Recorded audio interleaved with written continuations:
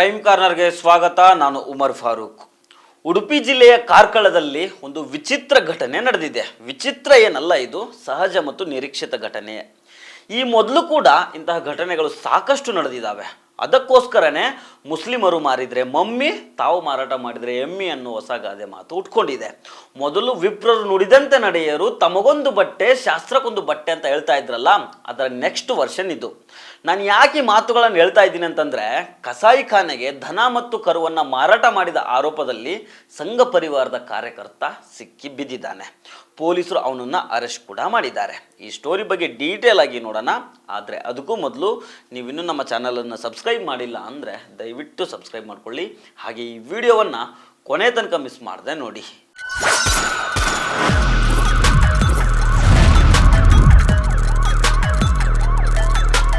ಹೇಳೋದು ಬದನೆಕಾಯಿ, ತಿನ್ನೋದು ಪುರಾಣ. ವಿಪ್ರರು ನುಡಿದಂತೆ ನಡೆಯರು, ತಮಗೊಂದು ಬಟ್ಟೆ ಶಾಸ್ತ್ರಕ್ಕೊಂದು ಬಟ್ಟೆ ಅಂತ ಹೇಳ್ತಾರೆ. ಆ ಮಾತಿಗೆ ಸರಿಯಾಗಿ ಕಾರ್ಕಳ ಸಮೀಪದ ನಲ್ಲೂರಿನ ನಿವಾಸಿ ಶಿವಪ್ರಸಾದ್ ಅಲಿಯಾಸ್ ಅಣ್ಣು ಮಡಿವಾಳ ಈಗ ಅರೆಸ್ಟ್ ಆಗಿದ್ದಾನೆ. ಕಸಾಯಿಖಾನೆಗೆ ದನ ಮತ್ತು ಕರುವನ್ನು ಮಾರಾಟ ಮಾಡಿರೋ ಕೇಸಲ್ಲಿ ಸಂಘ ಪರಿವಾರದ ಕಾರ್ಯಕರ್ತನಾಗಿರೋ ಶಿವಪ್ರಸಾದ್ನನ್ನ ಅರೆಸ್ಟ್ ಮಾಡಲಾಗಿದೆ. ಇಲ್ಲಿ ಆಗಿದ್ದೇನಂತಂದರೆ, ನವೆಂಬರ್ 12ನೇ ತಾರೀಕು ಕಾರ್ಕಳದ ರೂರಲ್ ಪೊಲೀಸರು ನಲ್ಲೂರಿನ ಒಂದು ಮನೆ ಮೇಲೆ ದಾಳಿ ನಡೆಸ್ತಾರೆ.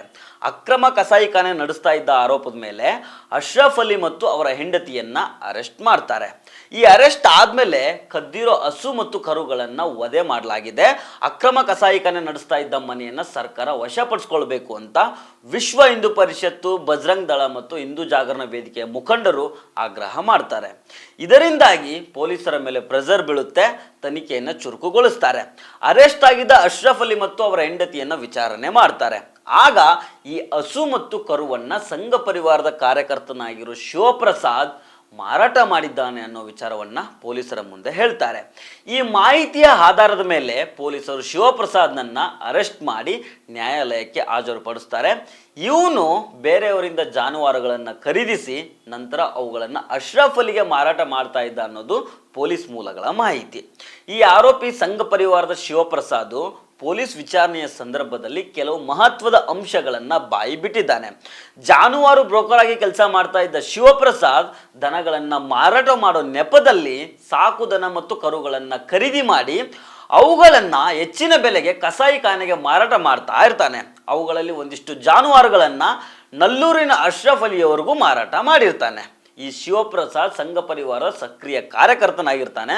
ತಾನು ಯಾರಿಗೆಲ್ಲ ದನ ಹಾಗೂ ಕರುಗಳನ್ನು ಮಾರಾಟ ಮಾಡ್ತಾ ಇದ್ನೋ ಆ ವಿಚಾರವನ್ನು ಸಂಘ ಪರಿವಾರದ ಇತರರಿಗೆ ಮಾಹಿತಿ ಕೊಟ್ಟೇ ಮಾರಾಟ ಮಾಡ್ತಾ ಇದ್ದ ಅನ್ನೋ ಅಂಶ ಬೆಳಕಿಗೆ ಬಂದಿದೆ.